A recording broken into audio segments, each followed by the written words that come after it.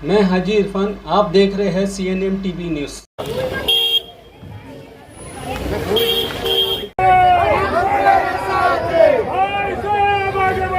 हम तुम्हारे साथ हैं, हम तुम्हारे साथ हैं।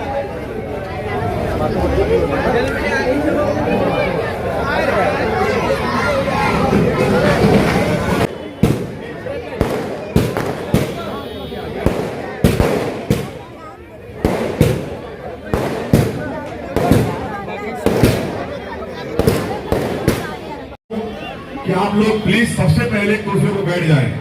जो लोग गली में खड़े हैं, रास्ते में खड़े हैं, मैं उनसे अपील करता हूं। तो इस मौके पर आज जो हमारे जनसंपर्क कार्यालय की जो स्थापना की जा रही है, ये इसलिए है कि आप जैसे लोग जो हमारे लाडले आमदार डॉक्टर जितेंद्र अवार्ड साहब हैं, जो आपके बीच में हमेशा मौजूद रहते हैं छोटे बड़े तमाम कामों को पूरा करने के लिए, हम जैसे छोटे सिपाहियों को आपके बीच में रखा हुआ है। हम उनकी आवाज हैं और आपकी जो तमाम परेशानियां हैं वो उन तक पहुंचाते हैं और वो पूरी ईमानदारी के साथ में वो उसे पूरा करते हैं। इस हल्के के अंदर में पिछले कई सालों से लगातार हमारे आमदार डॉक्टर जितेंद्र अवार्ड साहब ने कामों का अंजाम दिया है। मैं उनका बहुत तहे दिल से शुक्रिया अदा करता हूँ। उन तमाम सोसाइटी के जिम्मेदार लोगों से और कोर्ट होल्डर से भी शुक्रिया अदा करता हूँ। आज जो हम हमारे बीच में हैं, आज का जो मौजू है, आज सभी लोग जानते हैं कि हमें अपना उद्देश्य और लक्ष्य बिल्कुल स्ट्रेट रखना है और पूरी ईमानदारी के साथ में, अपने तन मन धन के साथ में और पूरी ईमानदारी से मेहनत के साथ में हमारे लाडले आमदार जितेंद्र अवार्ड साहब को भारी मतों से विजयी बनाना है और फिर से चौथी बार उन्हें हमारे बीच आमदार बनाकर लेकर आना है। मेरे साथ कौन है इसके लिए हाथ उठा के सभी बताएंगे कि हमारे लाडले आमदार जितेंद्र अवार्ड साहब को भारी मतों से जिता कर लेकर आएंगे। अवार्ड साहब जिंदाबाद, अवार्ड साहब आगे बढ़ो। बहुत बहुत शुक्रिया। यही हौसला अफजाई और यही हमेशा जो फ्रेंड है हमेशा कायम रखना, अपने सोसाइटी और छोटे तमाम इलाकों से अपने कामों को अवार्ड साहब की आवाज बनकर उन तक पहुंचाना और कामों को पूरा करना। इसी से मैं अपना बात खत्म करता हूँ। जय हिंद, जय माता। मंच में बैठे हुए सभी हमारे दोस्त, मैं ईश्वर भाई आपको मुबारकबाद देना चाहता हूँ। आप वाकई ईमानदारी से पार्टी के साथ थे और जब शुरुआत हुई थी तब से अब तक आप साथ। ये आपके लिए हकीकत में मुबारकबाद है। और मैं अवार्ड साहब के सामने ये बोल रहा था कि ये बंदा जो है हमेशा ये होने का कार्यालय और ईश्वर के साथ हमारी सब बहने वो बराबर आज तक अपने साथी हैं मेरा।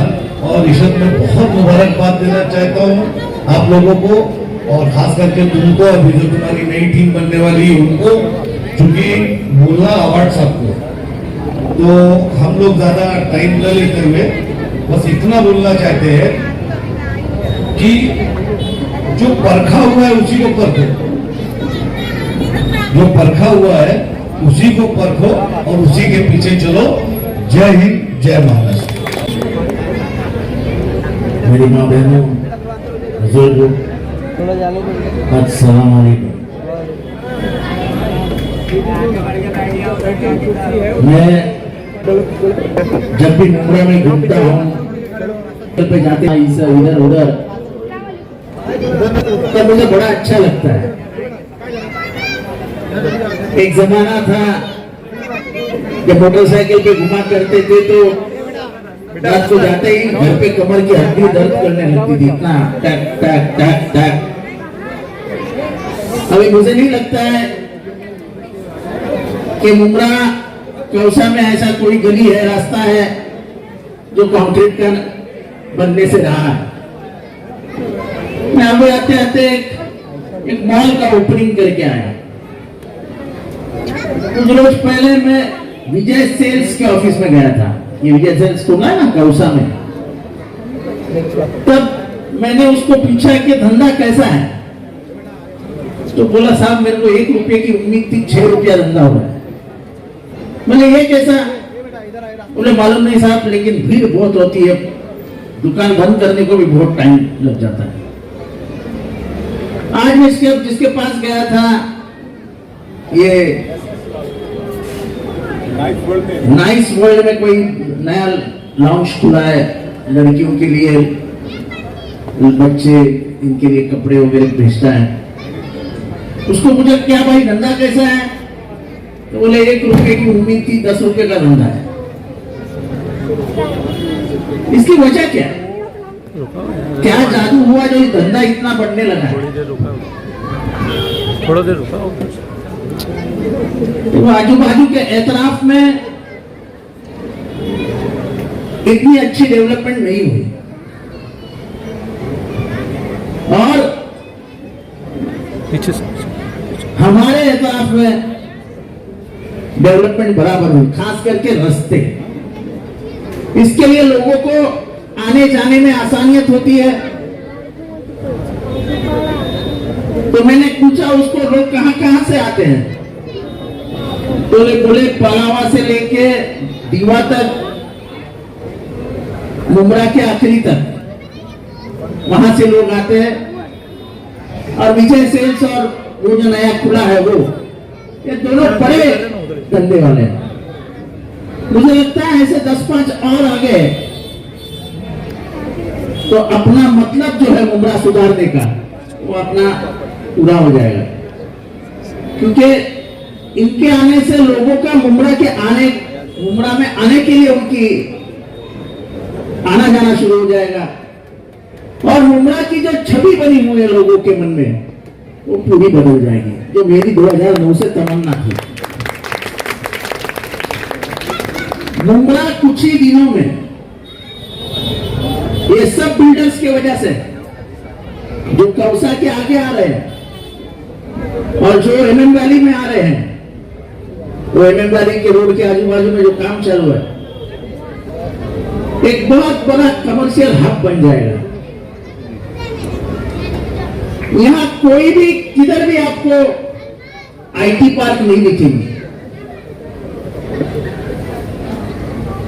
मेरी एक मुंबई के बिल्डर से बात चालू है, उसको जगह दिलानी है। वो यहां पे एक आईटी पार्क लाना चाहता है। उसका बोलना यह है कि कम से कम 15,000 बच्चे ऐसे हैं कलवा मुमरा में, खास करके मुमरा में, जो नवी मुंबई के कॉल सेंटर्स में काम करते हैं। मैं तो जानकारी रखता हूं, आप प्लेरियम में जाइए, मॉल में, आप मेरे साथ घर के सामने जो मॉल है विवियाना मॉल, वहां जाइए। वहां पे हर दुकान में तुम पूछ के देखो, अरे कहाँ रहता है? साहब मुमरा में रहता हूं। जाइए प्लेरियम मॉल में, वो लड़कियां वहां जहाँ पे वर्ली में बड़ा मॉल है, बड़ा फेमस मॉल है, मुंबई का सबसे बड़ा मॉल है, वहां यहाँ पे ज्यादा लड़कियां सेल्स में है। तो किसी भी लड़की को जाके पूछो वेयर यू स्टे, मुमरा। ये जो हमारा लड़के लड़कियों का इंग्लिश बात करने का तरीका है और पेश आने का तरीका है, वो दोनों कामों के वजह से उनको मुंबई में, वाशी में बहुत अच्छा डिमांड है। हालांकि आपको लगता होगा कि ये कॉल सेंटर का काम क्या है, बहुत मेहनत का काम है। उनका काम शुरू हो जाता है रात को 11:30 बजे और खत्म होता है रात को 5 बजे, क्योंकि वो यहाँ से बैठ के अमेरिका को कॉलिंग करते रहते हैं। सब फोन अमेरिका लगते रहता है, तो बड़े ध्यान से बात करनी पड़ती है, बड़े अदब से बात करनी पड़ती है। तो उस आदमी ने कहा कि अगर ये वर्कफोर्स, यानी ये जो लड़के लड़कियां, अगर एक गट्ठा हम यहाँ ला सके तो उनका आने जाने का वक्त खराब नहीं होगा, उनके लिए वही नौकरी का इंतजाम होगा और एक अच्छा काम बनेगा। तो यहाँ पे जो बिल्डर्स है वो रेसिडेंशियल कॉम्प्लेक्स बनाते हैं, घर बनाते हैं, लेकिन अब इतना भी ये भी सोच कि जैसे मुमरा पड़ेगा, कौसा पड़ेगा, जैसे इनका धंधा बढ़ रहा है, इसको भी सोचना पड़ेगा। घर बनाने के हैं कि घरों में आने वालों को नौकरियां भी देने की है। ये आगे की सोच में, मैं जब आया था 2009 में, तब कैसा मुमरा था, अब कैसा है। अब जो वो बदल रहा है, तो आगे का बदल क्या होना चाहिए, ये इशारा मैं दे रहा हूं कि हमारे बच्चों को बच्चियों को हम नौकरी यहां पे दे सके, जिनका टैलेंट है, तो बड़ी अच्छी बात हो गई। बाकी मैं डेवलपमेंट पे बात ही नहीं करूंगा, क्योंकि मेरे दुश्मन भी ये नहीं बोलेंगे कि डेवलपमेंट नहीं हुआ है। आपको लगता है डेवलपमेंट नहीं हुआ है? हुआ है। घुमरा बदला है कि नहीं बदला है, आपसे पूछना चाहता हूं। ये इधर से कुछ गटर का काम बाकी है, तो मुझे बता देना, इशरत तू भी बता देना, अगले हफ्ते में आऊंगा। नहीं तो सचिन को बोलेंगे, जब नया नाले का टेंडर निकला है, कल उसकी आखिरी तारीख है, मुझे लगता है वो उसमें है, तो वो उसमें डाल के है ना, उसमें डाल के अपन ये, यानी वो टेंडर खुलेगा भी मालूम इलेक्शन के होने के पहले या बाद, लेकिन अगले बारिश तक ये नाला हो जाएगा। और मुझे नहीं लगता है कि इस एरिया में रास्ता कोई बाकी है, पूरा कंप्लीट हो गया। और पानी का मसला है, लेकिन शानू भाई ने जब से टाइट कर दिया है म्युनिसिपल कॉर्पोरेशन से, तब से पानी जरा ज्यादा आ रहा है। तो इसका मतलब यह है कि अधिकारियों को दबाओ तो बराबर पानी आ जाता है। ये कैसा हुआ कि 15-20 दिन के लिए पानी नहीं है, और जिस दिन शानू उपोषण पे बैठ गया, जो भी उसने क्या धरना आंदोलन जो भी किया, लोग उसको डांस कहते हैं, मालूम नहीं, लेकिन उसने जो डांस किया ना, उस पर पूरी म्युनिसिपैलिटी डांस कर रही है। शानू ने क्या किया इससे कोई मतलब नहीं है। उसका गुस्सा देखते तो क्या होता, उसका डांस देख के हमको इतना पानी मिल रहा है। मैंने जब भी बोला था अगर वो उसका गुस्सा देख लेते तो मुझे लगता है यहाँ वाटर की पाइपलाइन ही ला देते नहीं, कि जानते भाई गुस्सा हो गया। ये क्या लोगों को जिंदगी में कुछ किया नहीं है, करना नहीं है, तो सिर्फ उंगलियां उठानी है, वो ऐसा है, इसने ये नहीं किया, उसने ये नहीं किया, उसने वो नहीं किया। वहां से इलाके में क्या किया ये लिख के बता। हम तुम्हारे एरिया के बारे में बात भी नहीं करते, तुम्हारे बारे में बात नहीं करते। तुम यहाँ के धंधे वालों को रोक रहे हो, तुम यहाँ के लोगों को घबराने का काम करवा रहे हो। हमको उससे कोई मतलब नहीं, हमको आवाम से मतलब है। हमारा आवाम से दिल का रिश्ता है। 15 साल में हमने पापड़ नहीं मिले यहाँ पे, लोगों के दिलों में जगह बनाने का काम किया है। मेरे वजह से कोई घर परेशान है, ऐसा कोई एक घर मुंब्रा में बता दो। किसी ने 3 बजे रात को फोन किया और उठाया नहीं, ऐसा एक आदमी दिखा दो। फर्ज है, वो निभाना पड़ता है, हम ऐसा थोड़ी कर रहे। तुमने मुझे वोट देके आज महाराष्ट्र का नेता बनने के लिए रास्ते खोल दिए, देश के इंडिया अलायंस में बैठने के लिए आपने रास्ते खोले। किसने खोले मेरे रास्ते? मेरा भी पद है। आप ही लोगों ने मुझे बड़ा बनाया ना। आपके वोटों की ताकत पे तो मैं बड़ा बनाऊं, तो मेरा ये फर्ज बनता है कि आपकी सेवा करना, ये मेरा फर्ज है, और पहला फर्ज है। जो लोग आपको मदद करते हैं, उनके मदद के लिए 100 बार आगे बढ़ो। ये तो इंसानियत है। और मैं कोई मुसलमानों के लिए नहीं करता, मैं इंसानियत के लिए करता हूँ।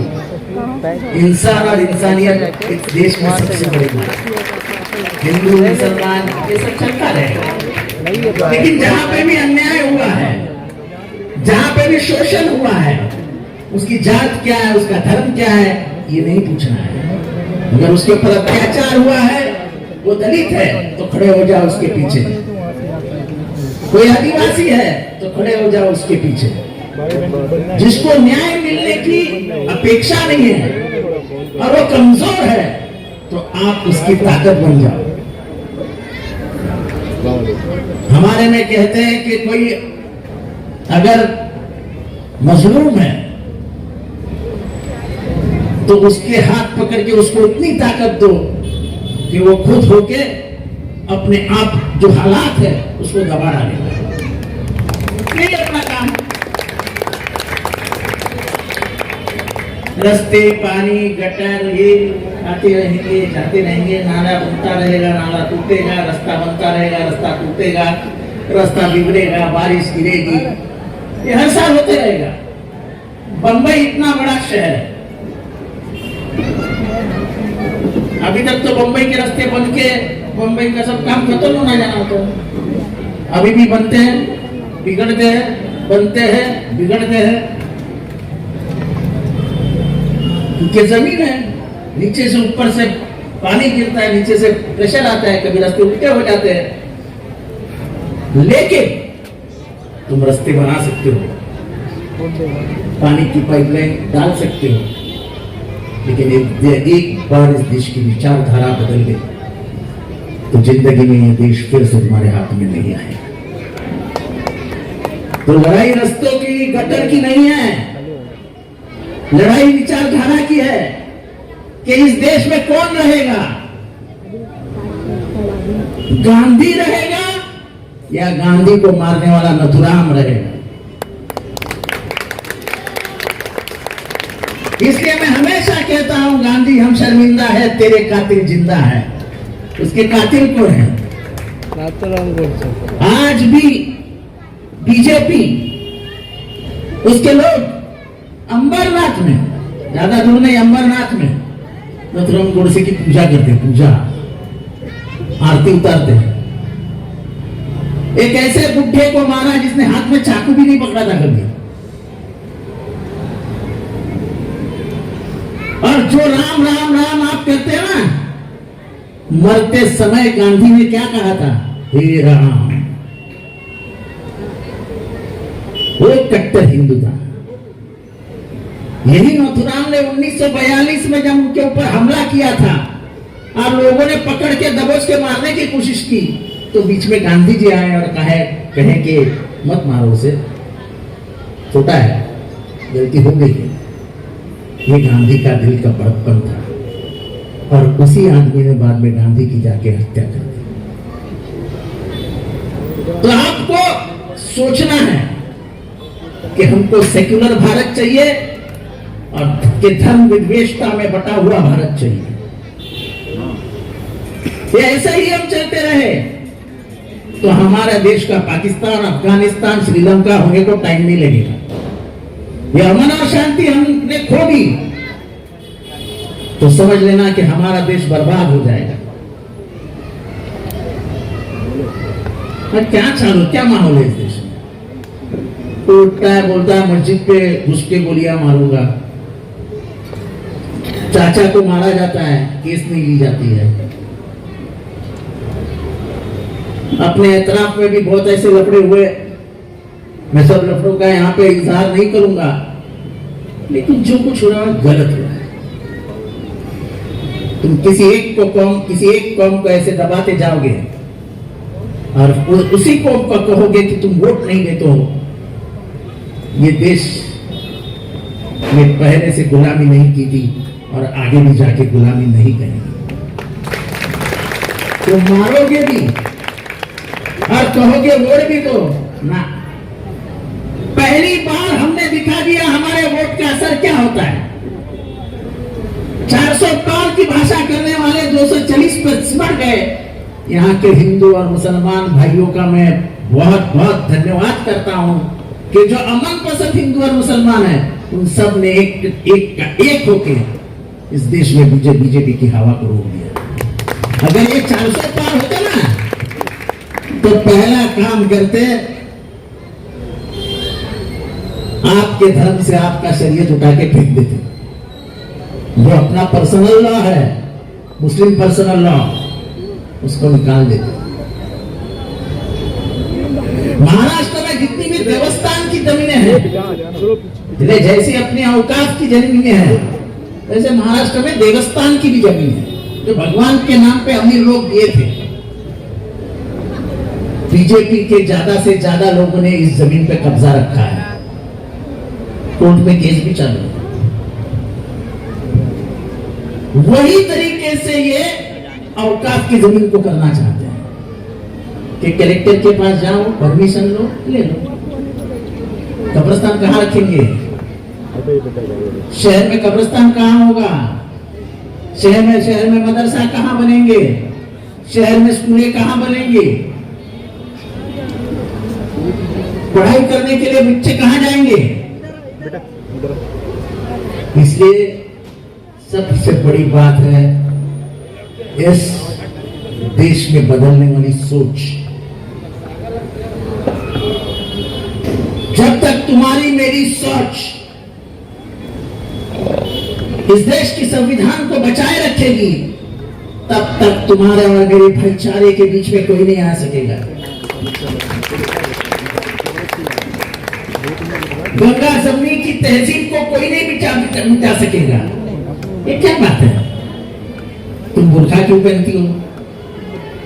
तुम नकाब क्यों लेती हो? ये तुम्हारा काम है क्या? गवर्नमेंट चला। हाई कोर्ट ने अच्छा सवाल पूछा कि आप मुस्लिम लड़कियों को बोलते हो कि बुर्का क्यों पहनती हो, तो क्या किसी हिंदू लड़की को पूछोगे कि टिकली क्यों लगाती हो? अरे भैया, उसको टिकली लगाने का, इसको बुर्का पहनने का पहनने दो ना, तुम्हारा बाप का क्या जाता है? किसने क्या पहनने का, किसने क्या कहने का, उसके घर के लोग देखेंगे ना, माँ बाप है ना उसके घर पे। अरे तुम सस्ते में गैस दो। आज घर में खाने का तेल कितना महंगा हो गया 4 दिनों में?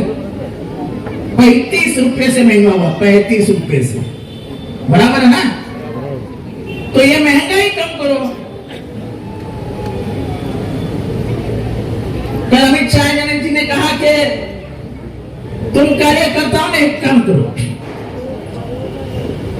जाके शिवसेना, एनसीपी, कांग्रेस के कार्यकर्ता फोड़ो और अपने में लाओ।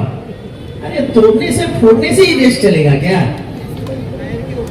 संविधान के 12 बजाकर महाराष्ट्र के राजनीति में जिस तरह से पार्टी तोड़ी गई, जो हुआ उसको संविधान में कहीं जगह नहीं है। लेकिन हमारा कोर्ट क्या कर रहा है पता नहीं है। लेकिन मगर मुझे आप पूछो तो पहले ही महीने में कोर्ट ने उनको हटा देना चाहिए था, क्योंकि तुमने जो किया है वो कानून में नहीं बैठता है। तुम जिस चुनाव चिन्ह पे चुन के आते हो, उस चुनाव चिन्ह को खींच के अपने घर में लेके जाते हो, ये कभी नहीं चलेगा।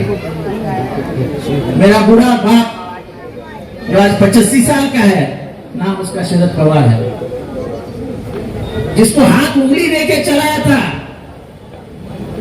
अजित पवार बोलता है कोर्ट में कि ये दादागिरी करते हैं, ये पार्टी के शहंशाह बने हैं, ये पार्टी में किसी का सुनते ही नहीं। अरे वो किसी का सुनते और सुनते नहीं तो तेरे को 5 बार उप मुख्यमंत्री क्यों बनाते भाई? बड़ी लंबी आवाज में पूछता तुम घर कब बैठोगे? यहाँ पे कोई है माइकलाल जो अपने बाप को पूछेगा तुम घर कब बैठोगे? अरे कोई उम्र की इज्जत, कोई उम्र की इज्जत।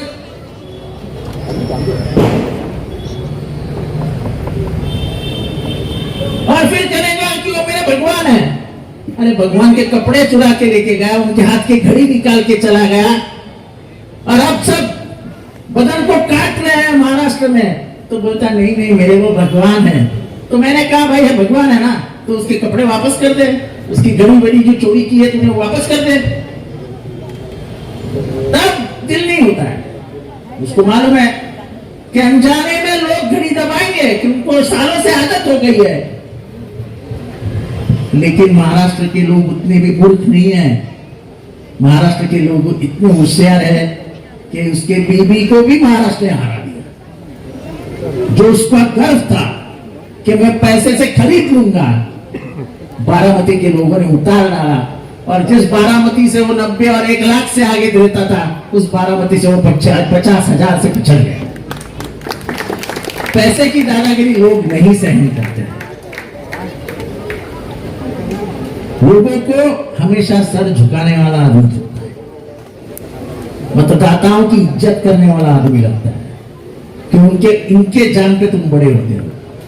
तो मेरे भाइयों और बहनों, मैं साफ बात कह रहा हूं कि ये हमारी नई निशानी है, शरद पवार की निशानी है। कोई इसको पिगुल बोलते हैं, कोई पीपी क्या तुतारी बोलते हैं, पिपरी बोलते हैं, कोई पुंगी बोलते हैं, जो भी बोलते हैं बोल, निशानी समझ के बटन दबाओ। घड़ियाल पाकिट मार मार के लेके गया है। और सबसे बड़ी बात यह है कि नकाब पहन के वो बीजेपी से निकाह कर लिए। हम कितना भी दूर जाने की कोशिश करेंगे, अरे हम बीजेपी के साथ हैं, अरे हम बीजेपी के साथ हैं, तो तुम्हारा बाप जो है वो उप मुख्यमंत्री क्यों बना बैठा है? मोदी के स्वागत को क्यों भागता है? अमित शाह से 2-2 घंटा मीटिंग क्यों करता है? तो बीजेपी के साथ नहीं हो ना? तो बोलो कि बिल्किस बानो के साथ जो हुआ वो गलत हुआ। गुजरात में जो हत्याएं हुई वो गलत हुई। बिल्किस बानो को न्याय मिलने के बाद कोर्ट से उनको हटाने के बाद गवर्नमेंट ऑर्डर निकाल दिया विश्राज जहां के 14 थी जो जिसने उनके ऊपर रेप किया था, बिल्किस बहन के अपने, उनको छुड़ा करके बाहर लाती है। बोलना ये गुजरात गवर्नमेंट के हम खिलाफ है, बोल सकेंगे क्या? हम वक्फ का जो बिल आया है हम उसको विरोध करेंगे, बोलेंगे क्या? आपके खासदार है तटकरे, बोलने को बोलो कि अगर वक्फ का वोटिंग होता है तो मैं वोटिंग नहीं करूंगा, मैं उसके खिलाफ वोटिंग करूंगा। बोलो एनआरसी लागू हो गया है आसाम में, बोलो उसके खिलाफ। अरे हम तो बोल रहे हैं ना। तो ये दोगली नीति पहचानते हैं लोग। घड़ी के ऊपर कमल बैठ गया है, ये लोग पहचानते हैं। तो ये शहर बहुत सुलझा हुआ शहर है। ये शहर में जितना देखा है शायद हमने भी नहीं देखा है। यहाँ के आधे आधे लोग ने बंबई की 93 की राइट देखी हुई है, तो दिल में जो जली हुई आग है वो आज भी बुझी नहीं है। तो इसलिए हमको वही विचारधारा मंजूर है जो इस देश को बचा के रखेगी, वही ख्यालात मंजूर है जो इस देश को एक रखेंगे, और वो ख्यालात गांधी के ख्यालात है जिसके पीछे हम चल रहे हैं। तो ये देश हमेशा गांधी का रहा है, ये गांधी का ही रहेगा, ये मोदी और नथुराम का नहीं बन सकता है। और मोदी को साथ देने वाले लोगों को हम कभी भी साथ नहीं देंगे, ये हमने कसम खाई है। तो ज्यादा ना बोलते हो, इतना ही कहूंगा कि चुनाव आने वाला है, चिन्हों के चुनाव का बिगुल बन जाएगा, तुतारी बच जाएगी, चुनाव आएगा, लेकिन बातें तो होगी, फिर से हम यहाँ आएंगे। लेकिन अभी से अपने जितने सहेली हैं, अपने दोस्त यार हैं, रिश्तेदार हैं, सबको बताओ कि ये लड़ाई गटर की नहीं है, वाटर की नहीं है, मीटर की नहीं है, ये लड़ाई सोच की लड़ाई है। कल अगर वो और उन्होंने एनआरसी ला दिया तो तुम्हारे लिए चिल्लाने वाला कौन रहेगा अंदर? जब यहाँ पे धर्मला उठा, कौन आया था बोलने के लिए? यही जितेंद्र आवाज गया था अंदर और बोला था मुझे एक दिखाओ। उत्तर प्रदेश की पुलिस 12 घंटे में यहां से निकल गई थी। जब उन्होंने कहा हाजी मरहम का गर्दा दरगाह शहीद कर दो, तब हमने कहा कि हिम्मत है तो करो। हमने आज हमारे मीटिंग में कहा है कि हम गवर्नमेंट में जैसे ही आएंगे, वैसे ये जो सिलसिला चलता है ना धर्म को गाली देने का, उसको एक कानून है कि कोई कंप्लेंट करे ना करे, पुलिस ने तुरंत कार्रवाई करनी चाहिए। मैं आज आपको यकीन दिलाता हूं, मेरे मां को सामने रखे कि जिस दिन मैं गवर्नमेंट में गया उसके पहले 10 दिन में ही उस कानून का इतना कड़क इस्तेमाल शुरू हो जाएगा कि आदमी बात भी नहीं कर सकेगा किसी धर्म के खिलाफ। जिसने बात किया उसको 8 घंटे के अंदर जेल में बिठा देंगे। ये मेरा वादा है आपसे कि क्योंकि कानून का अमल होना ये बहुत जरूरतमंद है। आप नफरत नहीं फैला सकते, आप किसी को डरा नहीं सकते हो। जिसको जो कुछ करना है करने दीजिए, उसको अपना धर्म निभाना है निभाने दीजिए। आप कौन होते हो बोलने वाले? कभी भी बात करेंगे, राज ठाकरे उठेगा बात करेगा अजान के ऊपर। आज हमारे उप मुख्यमंत्री बात कर रहे थे जिहाद के ऊपर, लव जिहाद, फिर क्या वोट जिहाद। जब पगला होता है ना आदमी, पगला जाता है ना, तब ऐसी बातें करता है। मुसलमानों का परसेंटेज क्या है महाराष्ट्र में? 15 से लेके 17%। 17%।